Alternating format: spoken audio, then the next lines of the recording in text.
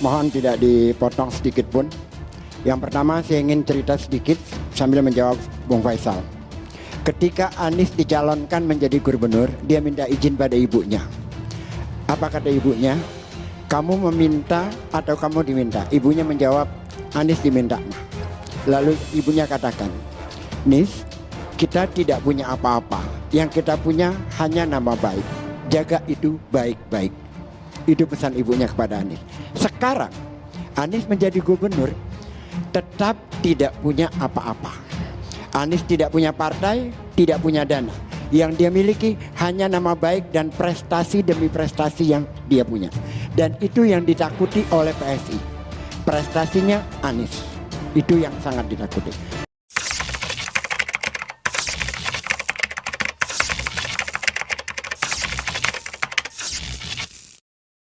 Sebenarnya dalam konteks partai politik, partisipasi politik, budaya politik, dan seharusnya kita sudah meninggalkan budaya feodalisme, budaya politik parokial, dan segala macamnya, membuka ruang keterbukaan publik dalam partisipasi seluas-luasnya.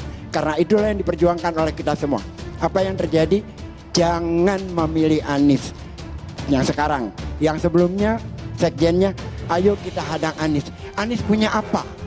Partai nggak punya, dana tidak punya. Yang dia punya hanya prestasi. Prestasinya berapa? Silahkan dibuka, bisa dilihat. Berikan ruang dalam demokrasi. Kenapa kita takut?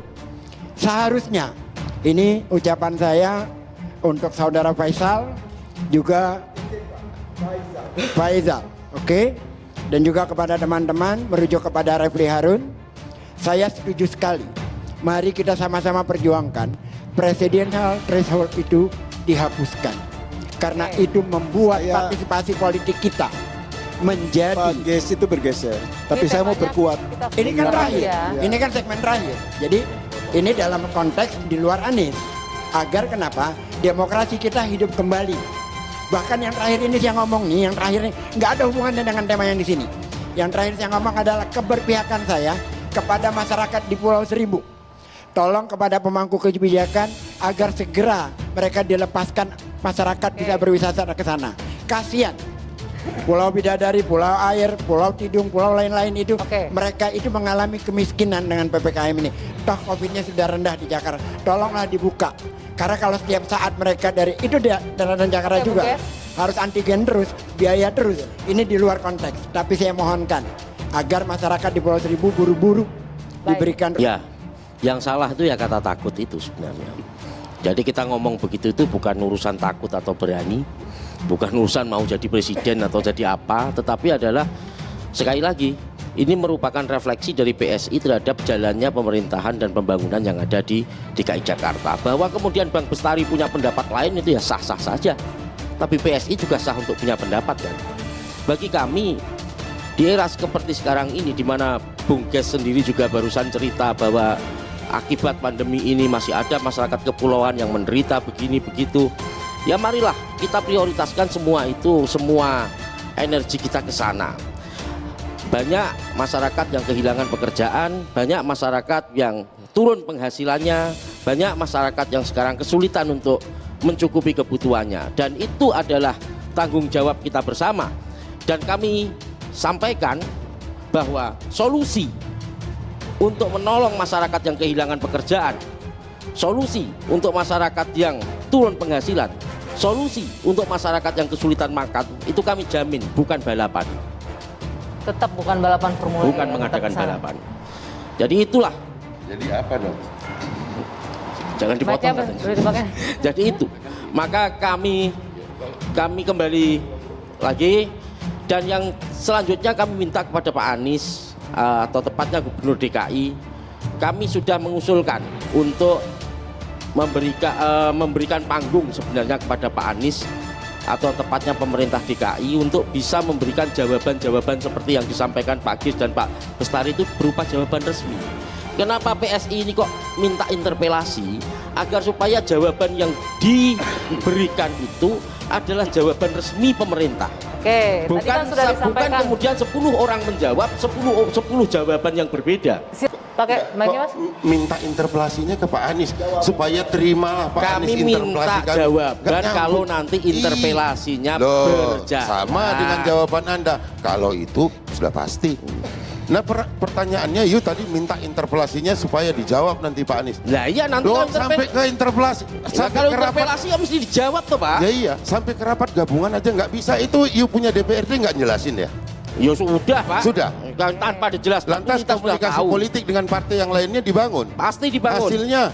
Pasti dibangun. Hasilnya kok nggak ada? Hasilnya itu? sampai sekarang kan belum. Dong, Ada kerjanya semua kan masih PSI. proses. Kalau PSI nggak bisa kerja cepat, nanti jadinya timbulnya hanya angan-angan aja terus. Ya lihat saja Akhirnya Pak. daripada angan-angan, kemudian memberikan masukan-masukan yang nggak pas kepada masyarakat, akhirnya yang timbul kegaduhan. Itu masih proses Itu loh. Pak. Masih Nggak proses ada prosesnya semua. lagi itu Pak.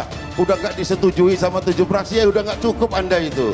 Kecuali kalau kursi Anda tadi 28, mitra Anda itu Baik. plus kemudian jadi 50% plus 1, itu bisa. Jadi hitung-hitungan politik.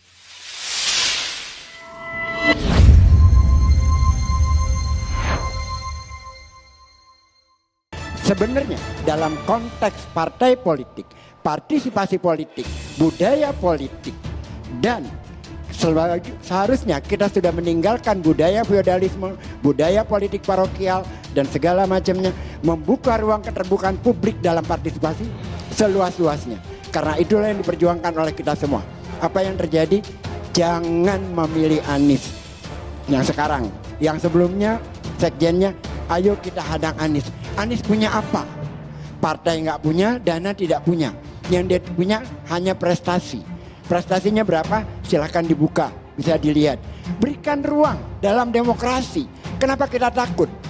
Seharusnya, ini ucapan saya untuk saudara Faisal, juga Faisal, oke?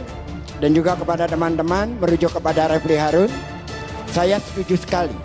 Mari kita sama-sama perjuangkan presidensial threshold itu dihapuskan. Karena itu membuat partisipasi politik kita menjadi. Pak Ges itu bergeser.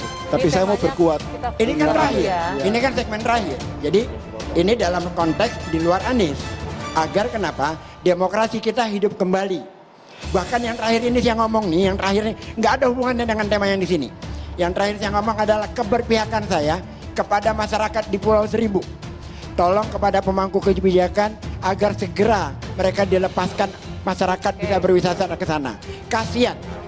Pulau Bidadari, Pulau Air, Pulau Tidung, pulau lain-lain itu, mereka itu mengalami kemiskinan dengan PPKM ini. Toh Covid-nya sudah rendah di Jakarta. Tolonglah dibuka. Karena kalau setiap saat mereka dari itu di daratan Jakarta juga harus antigen terus, biaya terus. Ini di luar konteks. Tapi saya mohonkan agar masyarakat di Pulau Seribu buru-buru diberikan